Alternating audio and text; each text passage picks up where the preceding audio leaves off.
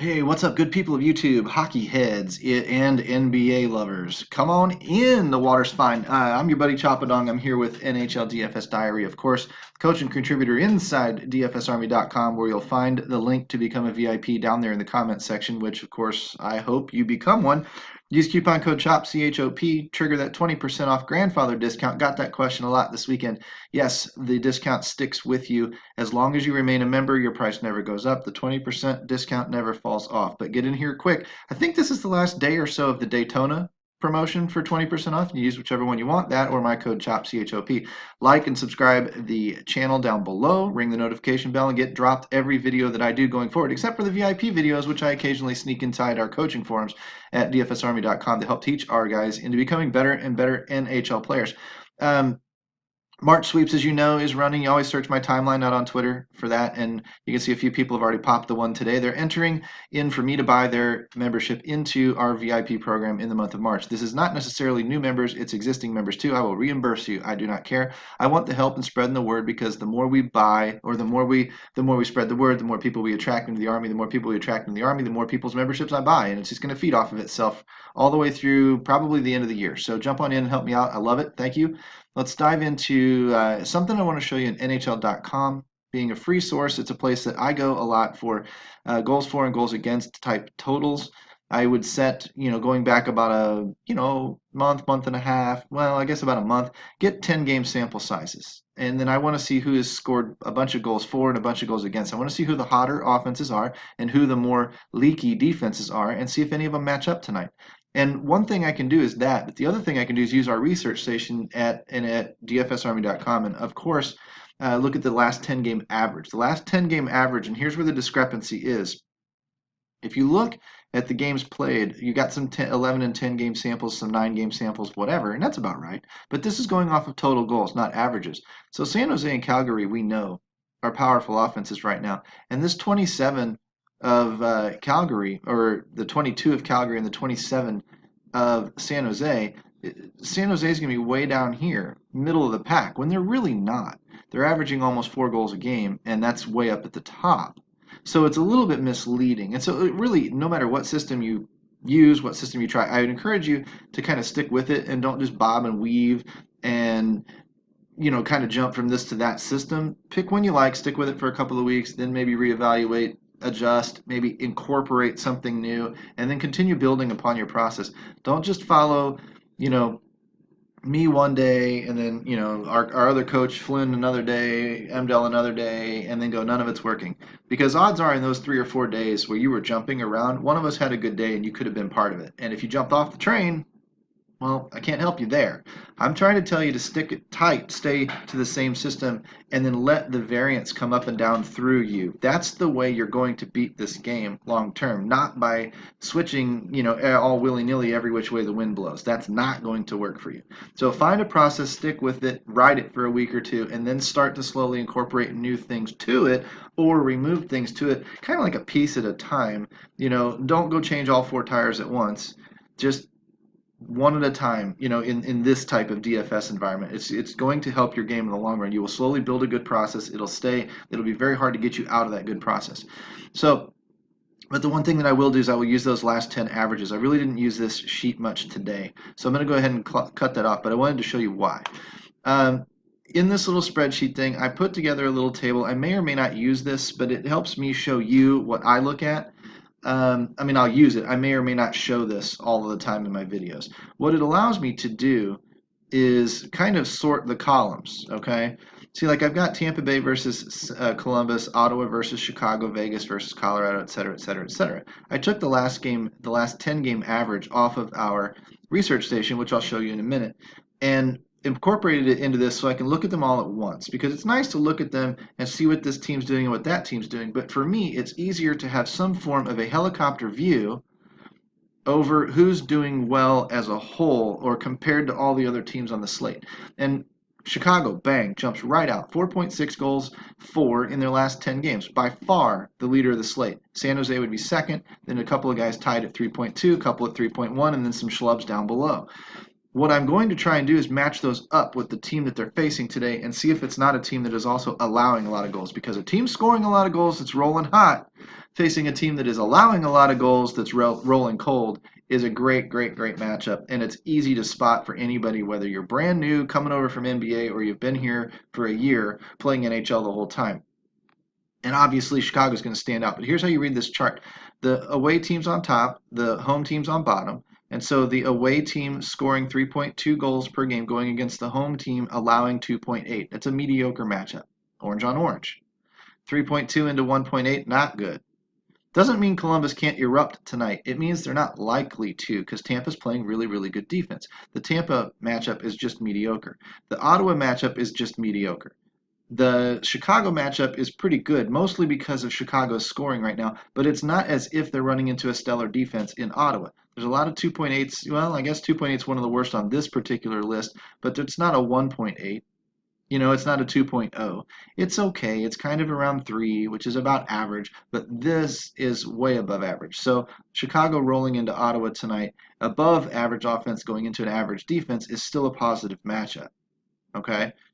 Vegas going into, well, Ottawa going into Chicago is also a neutral type matchup, but a little bit positive because Chicago's been a little bit soft lately, okay?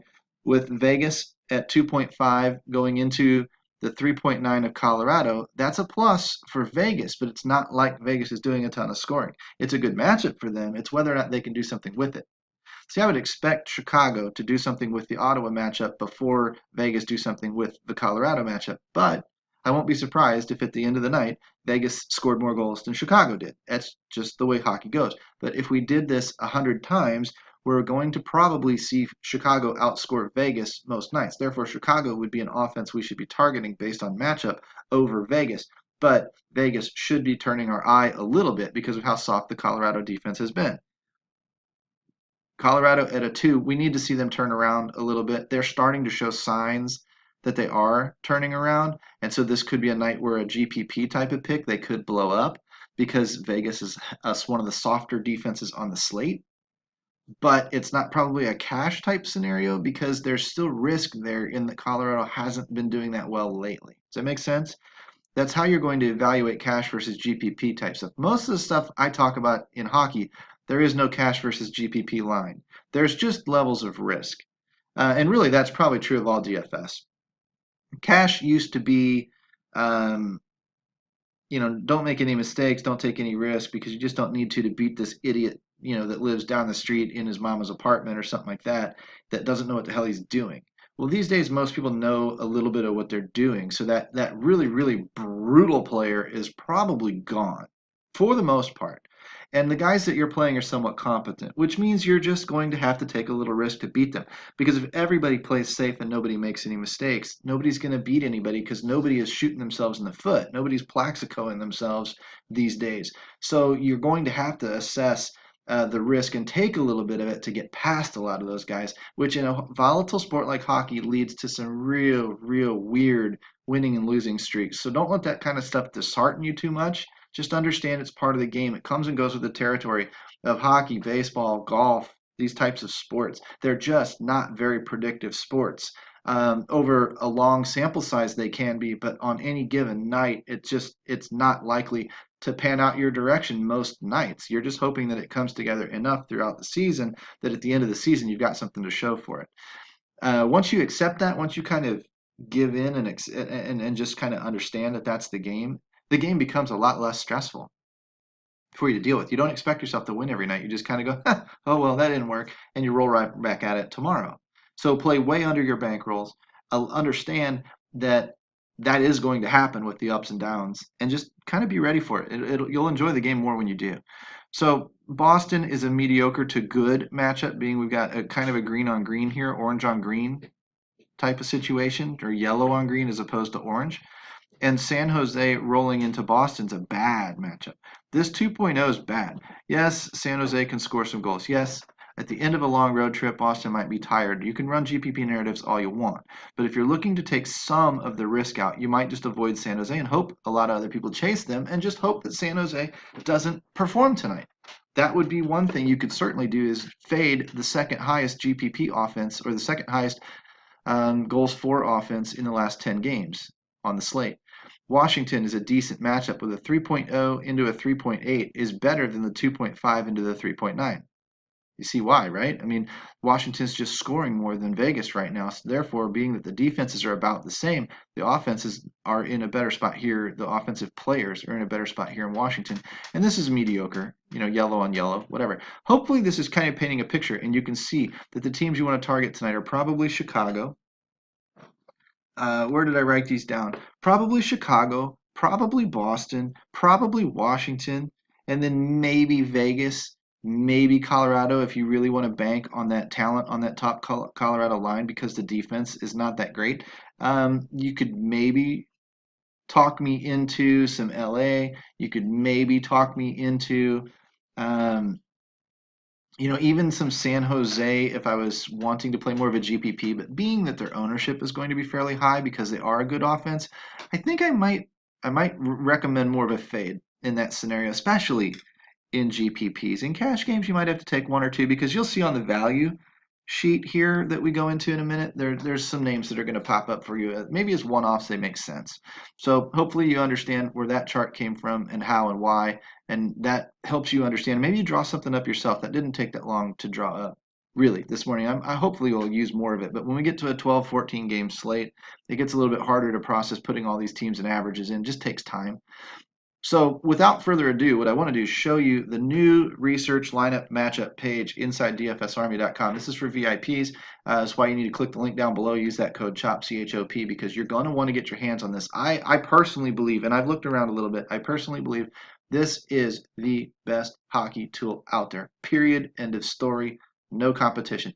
You don't need to go too much from tab to tab to tab to look at this thing. You got them all kind of on one page, and we made some changes, or I didn't. I mean, Jim made some changes last night that really consolidated things again and really kind of took this thing to the next level. So hopefully instead of going to Daily Faceoff and Left Wing Lock and Roto Grinders and all these other sites of free information that you're going to, again, fine, not bashing those sites too terribly hard, but hopefully you're finding this is kind of the one-stop shop, and this is more incentive for you to become a VIP and come inside and get the coaching to learn how to use the tool that you see in these videos so that you then can grab the race car driving steering wheel yourself and really put your game on the next level with or without anybody's help. You can more use our coaches as sounding boards to bounce your theories off of rather than teach you how to play the game, because you can see that through this. Watch how quickly you can assess a slate. All right, you ready?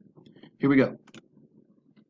We're going to skip over Arizona and Calgary today, being that those are the afternoon game. We're going to scroll down. Whoa, I got to scroll a ways, don't I? Yes, there's a lot more information on this page. If you look here, you'll see the new tab versus there's a couple of old tabs. And what we did was we combined. What Jim did was combine these two tabs together. Still got the goalies, still got the skaters, you got tiers and stacks and stuff if you want.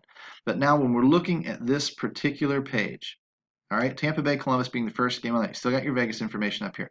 Still got your last 10 averages. That's where I got those from on this page, right? Because it's a pure 10-game sample, not 11 for some teams and 7 for others or whatever. It's a pure last 10 games for Tampa Bay. 3.24 and 1.8 against, so playing great defense. Okay? Now, what you're going to look, and you can compare that to the baseline of the season record if you want. But I just kind of roll in the last 10. I don't care what you did in October. I care more about what you did here in the last 10 games. You got a little bit of information on Vasilevsky, who is the projected goalie tonight. You're going to want to watch for these guys to confirm, and we'll talk players here in just a second. I'm going to focus more on value plays today than I am just the pure studs. We'll do this as we roll through this page. We'll pick out some of our favorite stacks, okay? Obviously, overall, this is a season number. We're probably going to split this into two different and give you a season number on one side and a last 10 games on the other side. And he can even get you the road splits and the home splits here and get you season ranking versus last 10 games ranking. And if we can do that, this sheet is damn near perfect. But look at all the green. Strong offense, strong defense. Just not a team you want to match up against if you're Columbus, but a team you want to play the offense for, especially if you can find some green goals against rankings on the other side, okay? So this is, again, a mediocre matchup, being that it's a great offense going up against a mediocre defense to kind of a strong defense at home. So that's how you would quickly assess that situation. You can save all the other stats for another time, power play, penalty, kill, whatever, and just roll through this. And now since we know we probably won't be targeting too much Columbus, because of the matchup, we can scroll through and we can look for these even strength lines in Tampa Bay. Stamkos, Palat, Gord on line 1, wing, center, line 1, line 1, line 1, power play 1, power play 1, power play 2.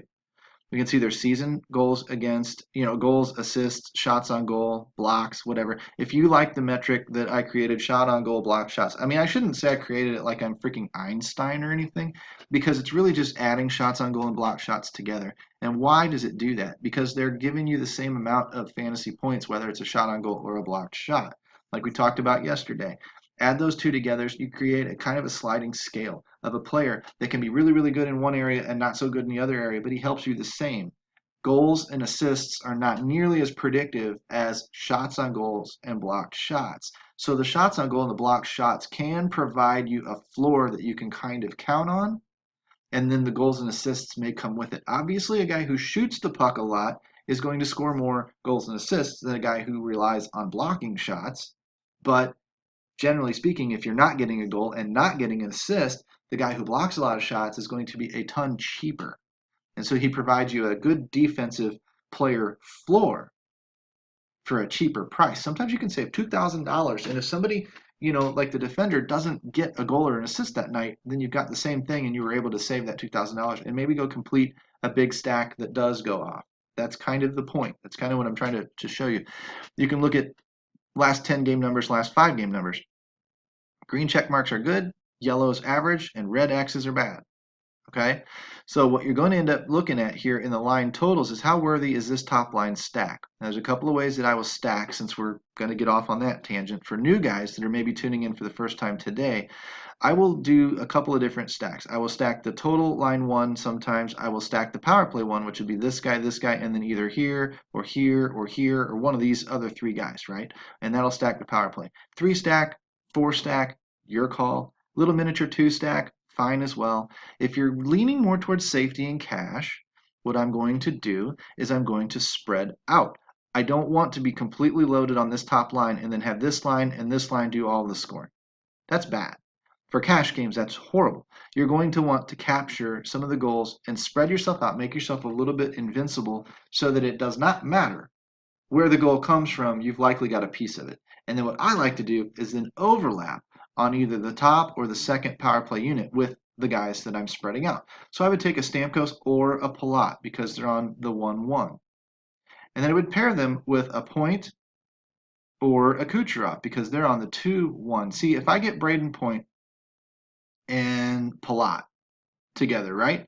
Then I've got 2 skaters, one on each line of even strength. So one guy of mine is always on the ice pretty much. Okay, but they're together on the power play. So one can pass to the other who gets the goal, and I do get the goal and the assist. That's where you correlate points in GPPs and even in cash games in hockey, but that's where you correlate the points, and that's really where you get some efficient scoring. That's really where you jump dozens of players on a leaderboard at one time on one play, because if you get the goal and both assists, it's 30-something points on FanDuel. That's huge. That jumps past God knows how many people when it happens. We call it a stack slam because the stack, hit the grand slam for you. Got the goal and both assists. Big deal. It can come from the defenseman and then one of these guys and one of these guys on the power play. It can come all from the same line. It can all come from the same power play. It doesn't matter. That's why hockey is hard, is because there's so many moving pieces, so many ways to construct a stacked lineup or a correlated lineup that there really is not a right or wrong answer or an ideal. I get asked that a lot too. What's the ideal stack, or what's your favorite stack today? I don't know, because there's a jillion of them even on the same team. We haven't even gotten past Tampa Bay yet. And we're still, potential stacks would be a defenseman, a center, and a wing. And you could use the defenseman and these 2 guys. Or you could use the defenseman and then Stamkos and then Johnson. Or not Johnson, he doesn't correlate as well. Kucherov, whatever. And they would correlate a little bit better. So you could use the defenseman and then 2 different lines, or the defenseman in the same line, or you can just run all 3 forwards. And this one even gets a little bit off kilter, because if you've got Stamkos, Palat, and Gord, they're all 3 on the same ice together. But if the power play 2 does some scoring, maybe you get a piece of it with Gord, and maybe you dodge the complete bullet of this whole line being a dud, and that can save you. So again, it just requires a little bit of looking, trying to make sure that you're focused on either the 1 in the power play or the 2 in the power play with all of your guys from that team, or the line 1 or the line 2 or whatever. Don't take the 2-1 and put him against the 1-2. Gord and Point do not correlate. They're not on the ice together. This guy's out here with the second line and the first power play unit. This guy's out there with the first line and the second power play unit. They do not overlap. You need to focus on a little bit of overlap. That's probably the key to hockey. And when you go into our domination station and are putting together lineups, you got to come back to a page like this and double check some of those guys, because right now we don't have it labeled yet. We're waiting for the developers to label it, but we don't have it labeled just yet. It's one of those moving pieces that the developers have a hard time tracking because it can change on a night-to-night basis, and they would need to have an automatic update be correct and be reliable before they throw that label on there for everybody else and potentially give you errors in your lineups. So rather leave it all off rather than put it on and have it be wrong. Okay. But tonight, Tampa Bay is not necessarily one of the offenses that we're looking at because of this matchup. But if we were, top line, second line, fine. Both of them are scoring really, really well. Correlate off of both, spread yourself out, decrease your risk a little bit in your hybrid type cash type lineups, and that's going to help you out a little bit. I don't think I'd be too interested in Columbus just yet. Maybe I'll change my mind later today, but as of right now, I don't think I would. Let's reload the next game and talk a little bit Ottawa and Chicago, and then we'll dive into some players after we get through these 5 games. You can see all of the same stats that you saw here before. You already know the matchups we're looking for. We're looking for the Chicago matchup. Okay, 8th in goals for, 10th on at home versus big time sloppy goals against, and that's on the season for Ottawa. Ottawa's been better lately, as you saw in this graphic that I threw up. Listen to me. But they're not a great defense typically. Okay, so that's what you're looking at is a stronger offense and a weaker defense that leads to a good matchup for Chicago. That's why they're favored. That's why they're a 6.5 over under tonight on this game. So we wouldn't be as focused on Ottawa unless you're wanting to play a GPP contrarian stack, in which case I would definitely say go for it, because there are guys that are doing some scoring on the Ottawa team. So there is potential there. But and obviously season wise, Chicago's the worst defense on the map. Again, they're not recently. They're not ranked that bad recently. So they're playing better of late. But what I would look at for Chicago is I would look at these last 5 games. I'd look at line 1 here, and I would see the green guys like Patrick Kane, Jonathan Toews. Not so much Caligula or whatever his name, Caligula. Listen to whatever his name is. I wouldn't probably be, he's cheap, and I wouldn't be putting too much emphasis on him. I'd try and grab Toews or Kane if I was going to focus on Chicago tonight. I might include like a Seabrook, even though Duncan Keith has been scoring a little bit lately. That might not be terrible. 2 goals, 3 assists, 16 shots, 19 blocks. That's at 35. That's a decent floor. I'd like to see over 40, as you'll see in a bit. Over 10 games, but not terrible. And then the second line guys down here, Dylan Strome with 7 assists and a goal, and then DeBrincat with 3 goals and 4 assists on 16 shots. I mean, it's pretty strong. DeBrincat's a decent value. Kane has been a decent value lately. I thought we were timing him in settling down a little bit. It just doesn't look like he's going to cool off for long, so you could get right back on that train if you want to. I wouldn't focus on the third line or the fourth line down here. There is a Gustafsson on the third line defense total that is on the power play 1. Therefore, 4 goals, 4 assists in his last 10, 1 goal, 3 assists in his last 5. Very, very strong value play. Correlates very well on this top power play unit if you wanted to run him, DeBrincat or Strome, and then Toews or Kane. Pick 3 of these guys. If you wanted to run Gustafsson, DeBrincat, Strome, and then Kane, fine. Run a full 4 stack. It all correlates on that power play 1, and it's a very, very strong play. It's a little bit boom or bust. It's how you would win a GPP if it goes off, but it is definitely something that is in play tonight, given we're on a 5-game slate and we're looking at guys that are doing the scoring and going up against the softer defense. Okay, scroll down a little bit more. Vegas, decent ranks. I said they were a team that was sort of on the outside looking in. I don't know that I would stack that top line, being that it's got some exclamation points and a red X on it. I might be focused down here on this second line a little bit, but it's not super strong right now either. Hence why they're not scoring a ton in their last 10 games. Only 2.5 goals per game. They're not really doing a lot of producing. But they are in a spot tonight where they might produce. Therefore, if they might produce, I wanted to take the shot in GPPs and stuff. I would be focused on the guys in green. I'd be focused on the guys that are doing the scoring. And I might construct a stack, realize it's not all that likely that it's going to hit. But if it does hit, maybe I dodge some ownership that way. Maybe I've got some cheaper players because their prices are a little bit suppressed. And I might be focused off this line down here in Pacioretty with 21 shots on goal and a line that also has 13 and 6 to complement it. These guys are shooting the puck at the net. Therefore, if the law of large numbers takes over, the more you shoot at the net, the more you're going to have go in the net. this might be the line that does the damage tonight. It might be my Vegas stack if I had one. Over here on the other side, Colorado, generally speaking, you're going to see a lot of shooting on that top line, and you're going to see a lot of production, but right now we're just not seeing the production. And they are very, very, very expensive. Very expensive.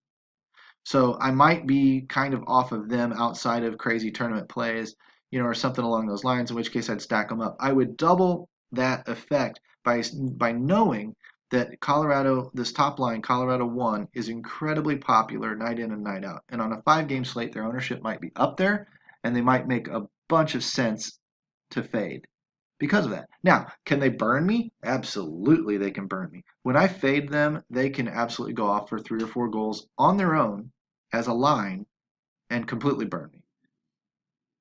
Knowing that, you take that risk, just understanding that's what you're getting into. Boston, I said, was the better matchup between San Jose because San Jose is facing a good defense in Boston, so we might be off these guys. But if you notice, they're producing. They're definitely scoring and getting some assists to a certain degree, but they're still shooting on that top line. It's a good thing. So again, that would be something that I might be looking towards taking advantage of if I can. If we look down here at the third line, where's that third line? Third line totals here, Hurdle, Kane, and Donskoy. Not putting a ton of shots on goal, but not too far off that top line. They're the ones that are doing the scoring, though. And these are the cheap guys. Hurdle and Kane down here, 4 goals and 5 goals in the last 5 games. That's 9 goals in 5 games between the two of them. That's the secret sauce right there, if you're going to use it. Over here on the Boston side of things, I'd be very focused on this top line. I would not be using the third line at all. I believe Heinen, I don't know why he's listed on the third line. Lately, with Pasternak being out, unless Pasternak somehow is coming back tonight, Heinen is on this top line filling in as a very, very cheap play. Somebody we really, really like because he gives us access to these two. And this line is always the Boston line that's doing damage. If Boston's rolling well, this line's rolling well. If Boston's not rolling well, this line's usually struggling. So this would be where I'd be focused tonight if I was going to use these guys. Washington and LA, again, lots of shots, not a ton of production right now. Out of these, certainly no production over here out of the Kings, but there are going to be some value plays on here. If you can find a guy with a couple of goals in his last 5 games or a goal and 3 assists, you'll find him on the value sheet when we kick over to that here in just a second. But when we look at no production off that third line, very mediocre production off the second line, mediocre production off the top line, there is at least some shooting still going on with Ovechkin just unloading, biscuit after biscuit after biscuit. So that would be something I'd be focused on. Ovechkin, I might not stack this lineup because it's not getting a lot of results outside of Ovechkin. I might load him up and hope as a one-off he just breaks the slate with a hat trick like he's capable of doing. It's just kind of the way I like to do things. Looking at the skaters tab, we'll kick into the individual players, then we'll wrap up and send you out of here. You can see hockey is just a hard sport to cover because there's just a lot of information to share with you. Hopefully you're getting an idea of how to use that sheet. That first page, the new page, because it's really all you need if you're brand new. It's just to look through there and pick some green guys, correlate them, and roll them out. And your odds are just as good as mine, as deeply as I might dive into numbers. And I don't even dive that deep. We got guys that dive a lot deeper than I do, looking for edges. And I just don't feel like in the volatile sport like hockey that it's just kind of a law of diminishing returns to me. What I'm going to do, show you here quickly. And believe it or not, I'm moving quick. I know we're going on 30 minutes, but I am moving quick. I kicked off these 2 guys here, Arizona and Calgary, because they're the day game. Left only the night game guys on there. I took that X off of there. Why? Because that's a lot of times the injured guys, and I take those guys right off of there. If they're not on the 1, 2, 3, or 4, I don't want them because they aren't playing.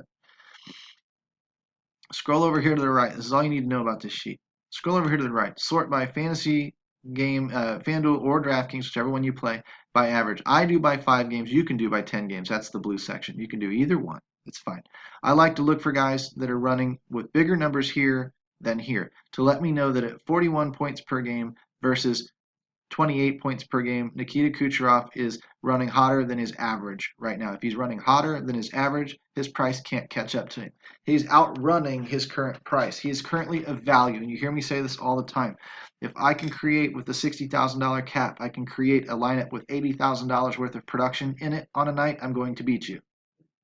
That's the goal. That's why we always search for value inside DFS, because I'm getting more production than I'm paying for. Therefore, I'm going to beat you. If you only get $60,000 worth of production out of your lineup, I'm going to beat you if I get more. Even if it's $64,000 worth of production, doesn't matter.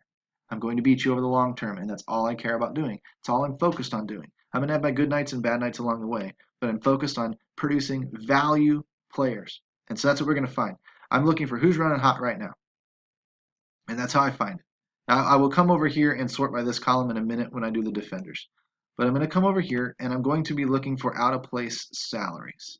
Who are the out-of-place salaries? A lot of the $8,000, $9,000 guys should be up top. So if I see, $5,000, $6,000 players in this top grouping of people, I'm getting very excited. So let's go kind of position by position. We'll kick onto the centers. This will only show my centers, right? And I see 8,600 up top for Stamkos. Fine, fully priced. Not a lot of value there necessarily, unless we scroll back over here and we see that he should be worth more, because at 34.3 points and getting 26 on the 10-game average, the 5-game average is above our 10-game average. Therefore, he's technically giving us value. It's just on the slate, he's the top priced and top rated center. He's where he should be. Nothing really sneaky about that.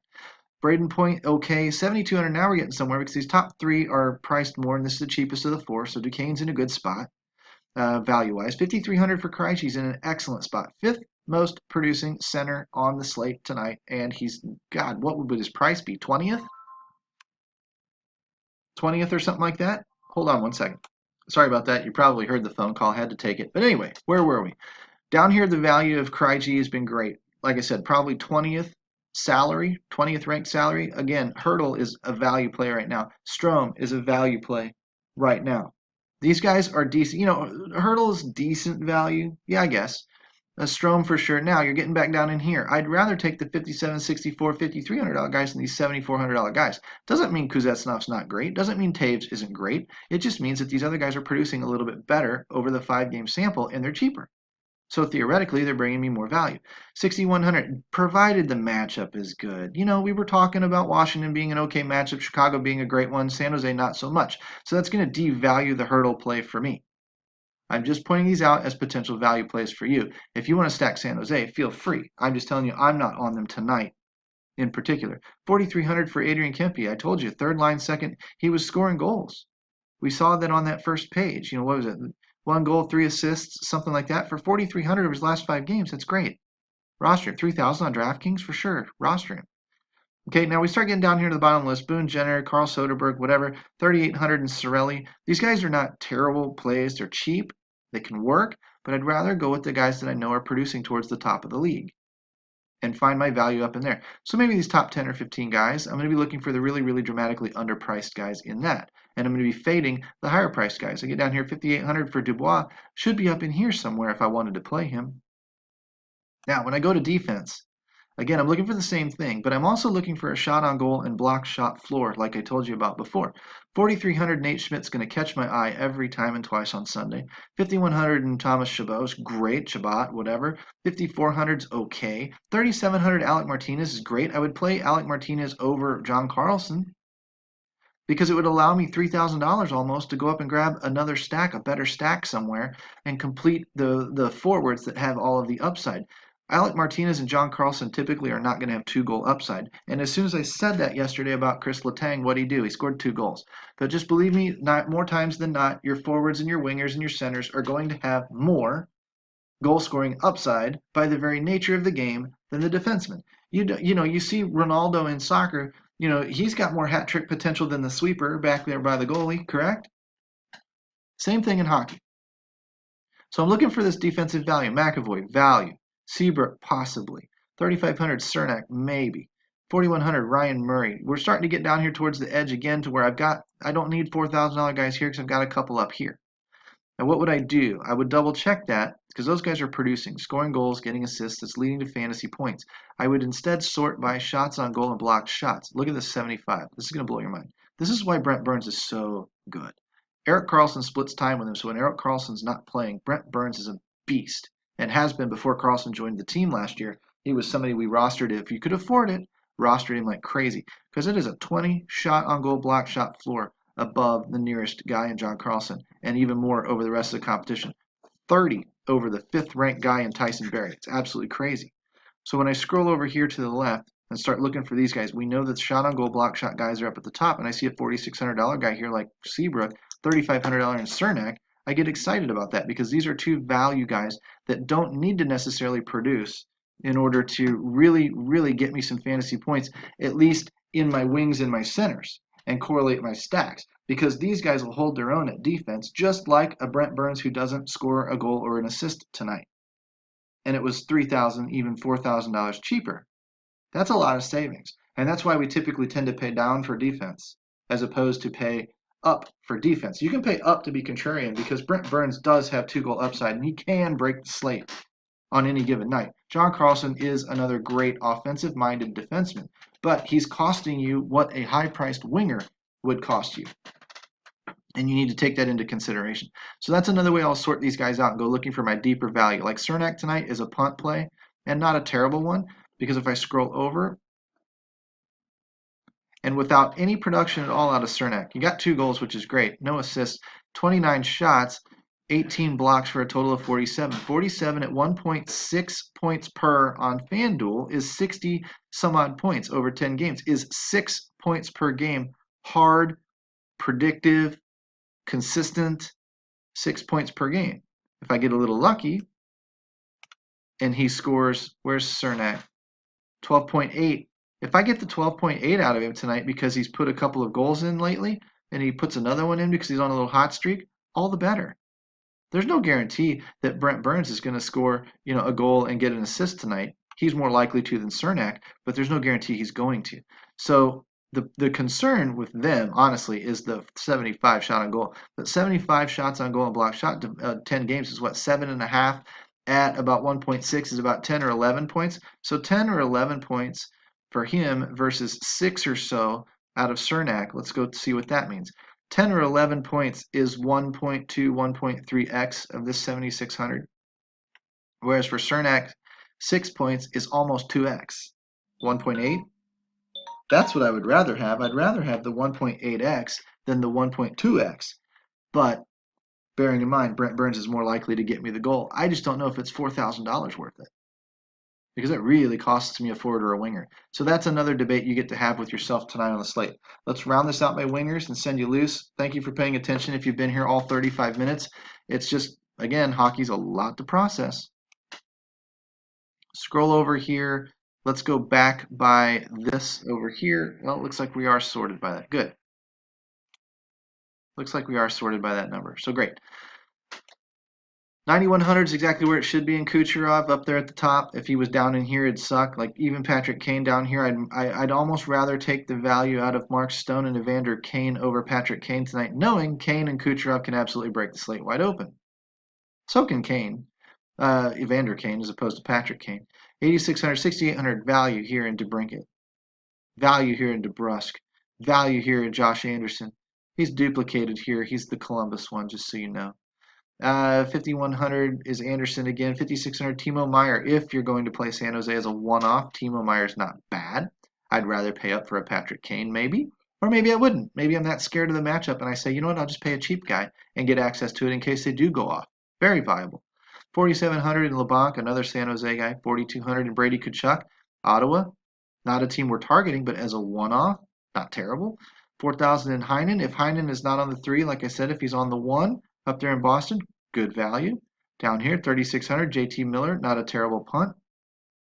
Okay, so the guys that I would tell you about, JT Miller is a decent value play. JT Miller on the 3 and the 2 gets you exposure to Carl Soderberg on the 3 and the 2, or at least the second power play unit in Colorado. And Soderberg's been a very consistent producer, so that does help JT Miller some, or JT Compher some. JT Miller's not is a Lightning. I'm talking about JT Compher right now. I apologize. He's on down this list a little bit. The other one that I would say, I would say JT Miller's a value play, a value punt type play.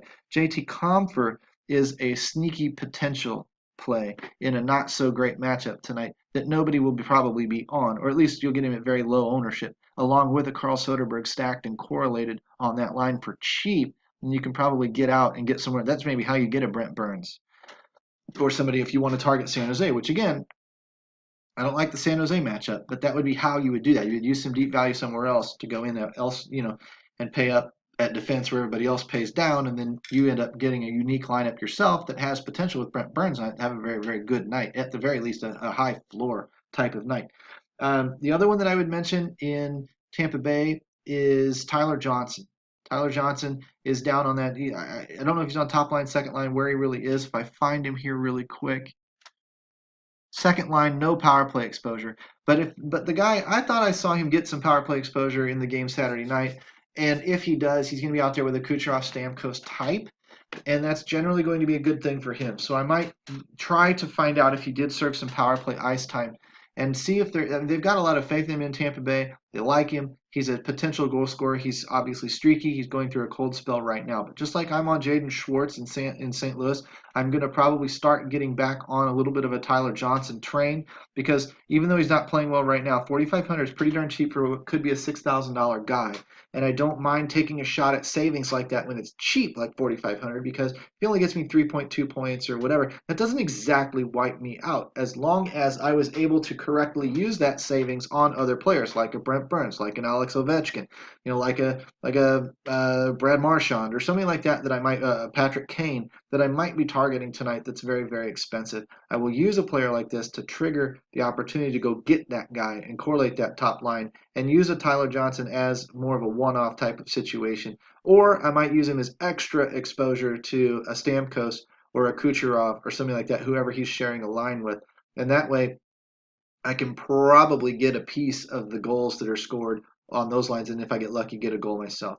So those are just a few tips for you, a little bit of value plays, how to use that sheet, how to kind of set your slate up and look for the advantages and disadvantages on the slate. We've got targets in Chicago, Boston, Washington, possibly Vegas and Colorado. If you want to be super, super sneaky, I'd probably be off of San Jose tonight. Ottawa maybe is an outside shot that we saw. Those would be the teams I'd be focused on. Goalie-wise, Vasilevsky, Martin, what's his name, Anders Fleury, whatever. That would probably be my second option, being that he's a little bit cheaper. And then I'll throw this one on you, and then we'll leave it out there for you guys to run with today. Asked my wife, because it's kind of a wide open crapshoot of a slate, asked my wife to pick a goalie. Wrote all 10 of them down on a list.